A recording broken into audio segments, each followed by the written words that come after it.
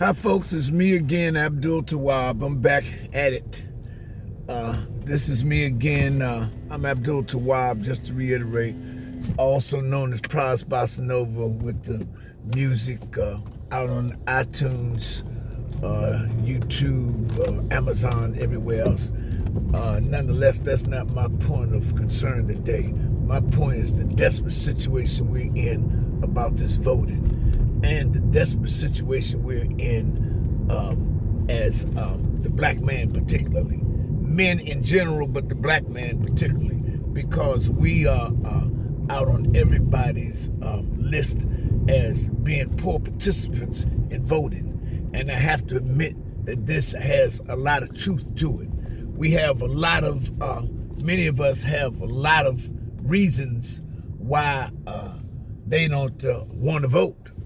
That what is it, the voting done for me, and all of these types of things, why they're children of welfare checks and food stamps and public school systems and free lunches and clothing drives, etc., and all this that was provided by the country and mostly through the democratic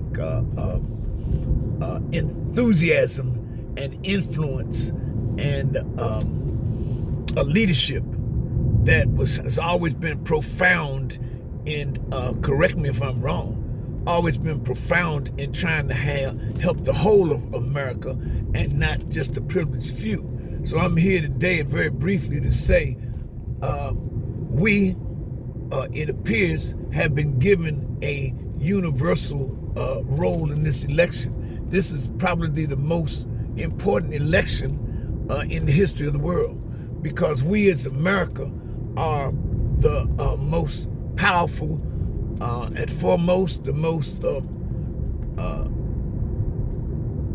richest country and powerful nation on earth as we know now, in terms of our historical presence. Be that what it may, the point is we need to get out here and vote. We have the chance. God has chosen us. This is my opinion. It is not peculiar that God has chosen us, it appears, to be a major factor in the success or failure of our candidate, who is a woman.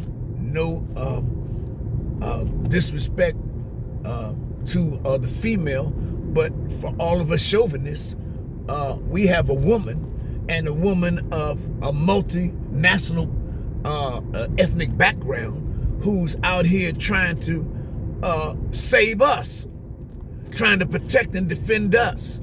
And what I hear from talking to a lot of black men or Asiatics or Muslims or Negroids is that there's a lot of excuses why they are not voting. But you have to remember there's only one alternative. It's Kamala Harris or former Vice President Trump. And we can look at, if we been keeping up with our politics, we'll know what historically we were, the record that Donald Trump provided for us as president. Not just for us, because this is the whole of America, but when you point out us as an ethnicity or ethnic group, there wasn't much that was really done for poor people under his leadership. And people soon forget that Donald Trump said when he was president, and that he was, when the pandemic first arose, that he was going to give the antidote to his friends and the people that he liked, and that he didn't like you, you weren't gonna get basically you weren't gonna be able to get the drug. If you were, he said in so many words that if you were a state or a governor that didn't agree with his terms or he didn't like, then you were gonna be on this list of not getting the antidote. We can go on and on with this reason why we should vote for Kamala Harris for the Democratic ticket. Because if you don't vote, you are voting for Donald Trump. Simple as that. Yes, and people are going to say that, yes, and it is true. If you don't vote, because we're in the election of the salvation of America, if you understand what the Constitution means, Donald Trump says he wants to get rid of the Constitution. That will mean that there will be only a singular, pretty much a singular group of people that it would be in the minority, or that would be able to control the destiny of our country. The Constitution protects us from that. That's why we have the Constitution. That's why we have it's called the Republic. Look it up. I'm not going to quote to you what the Constitution and Republic means. This is for you on your own self. But this video here is particularly for us black men. We got to get out here and vote.